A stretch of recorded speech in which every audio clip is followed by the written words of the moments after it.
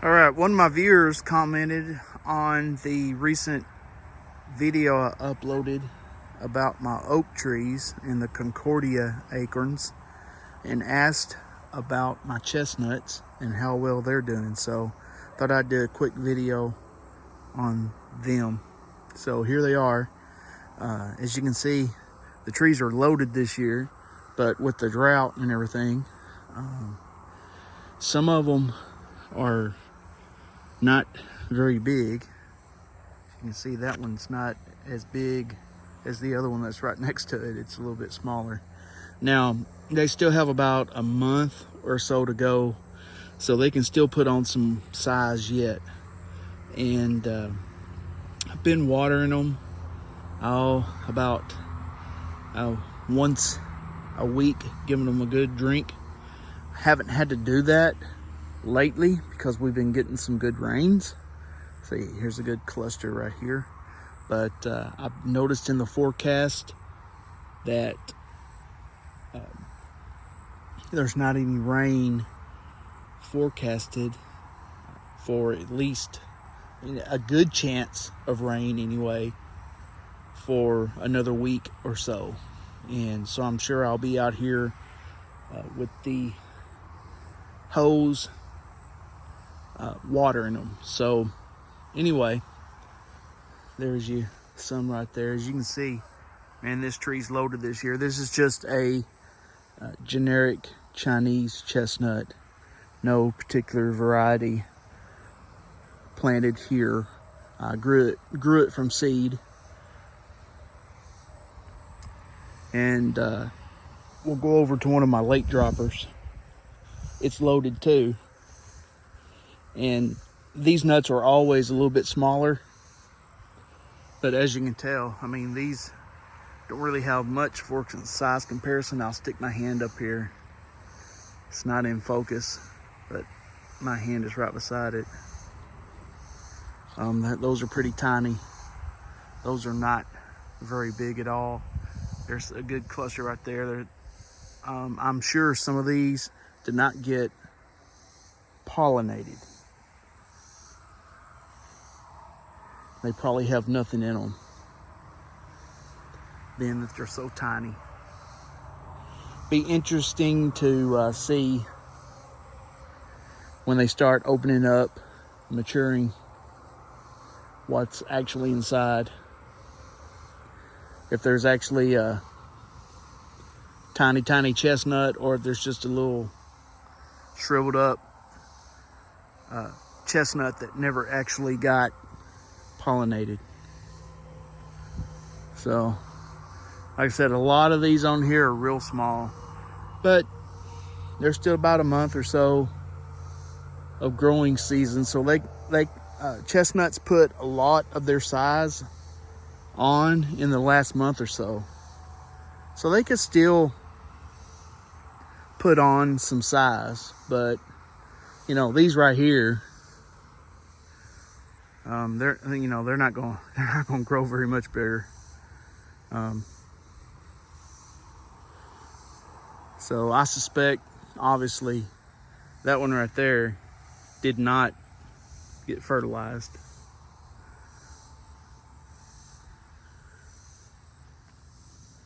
So we'll see. It's kind of a bummer. The one year that this tree is absolutely loaded, we have a major drought, and the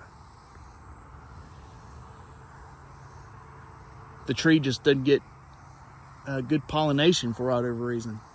Now, up in the very top, I don't know if you can see it, but those up there are nice and big.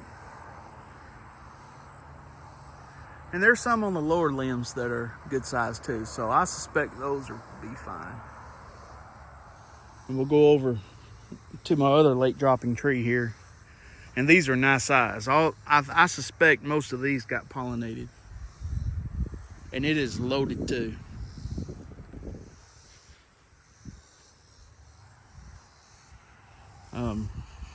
Imagine most of these right here. This is a nice cluster. Probably should have picked some of these off. Some of these probably do not have a viable nut inside of them.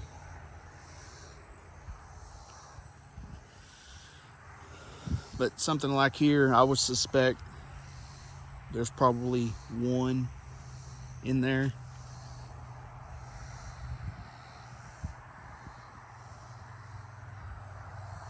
Trying to not get the sun in the video.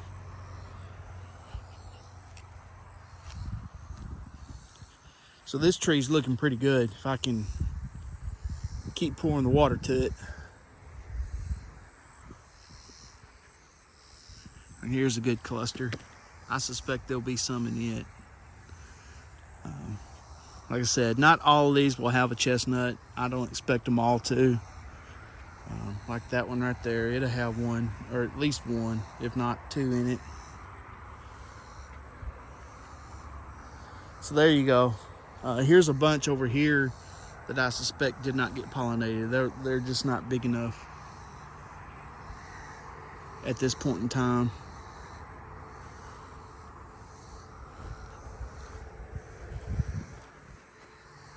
There's some right there that I would be surprised if they didn't have at least one.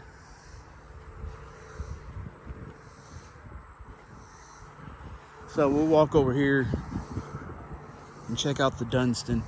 It always does pretty good.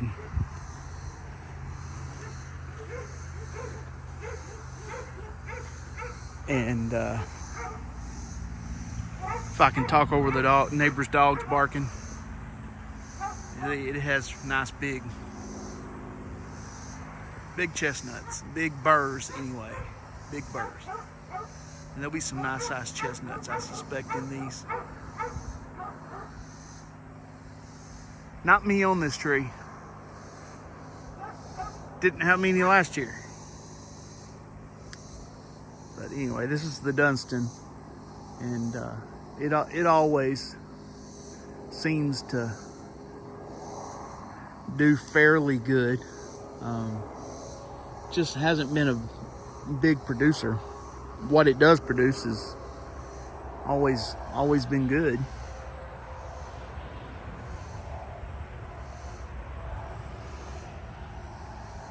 So anyway, there you have it. I've said this in other videos before.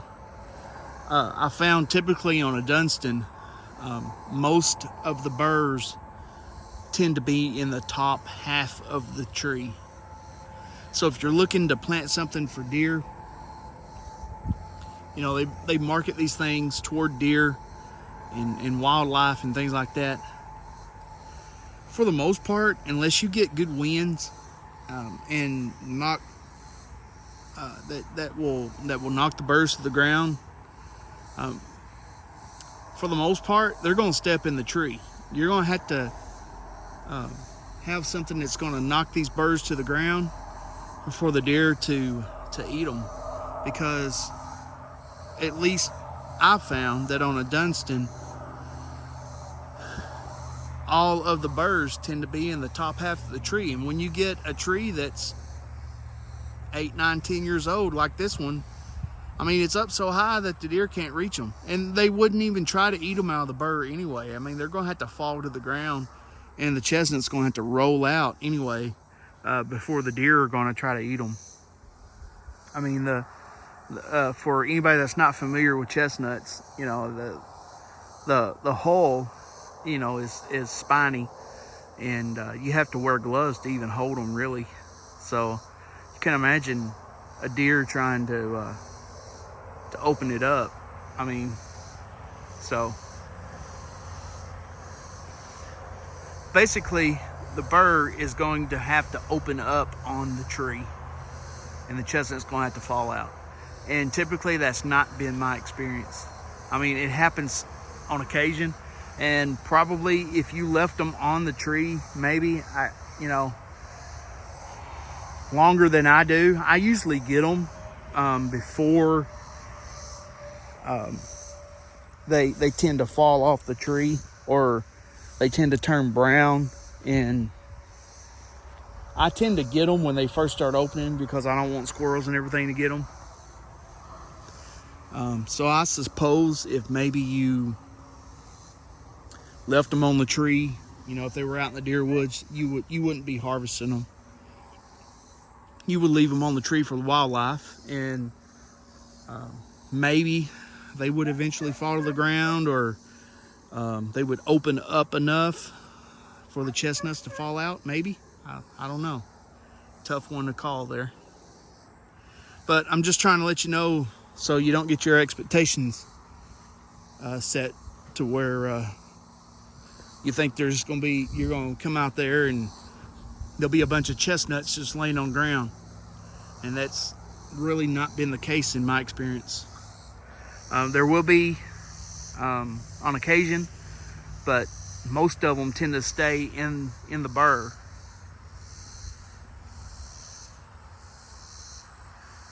Even when they fall to the ground. So some will pop out when they fall, but a lot of them stay in the burr. And then, so the animals are going to have to try to figure out a way, you know, they're going to have to learn to paw them out of the burrs or what have you. I'm going to walk around the other side here.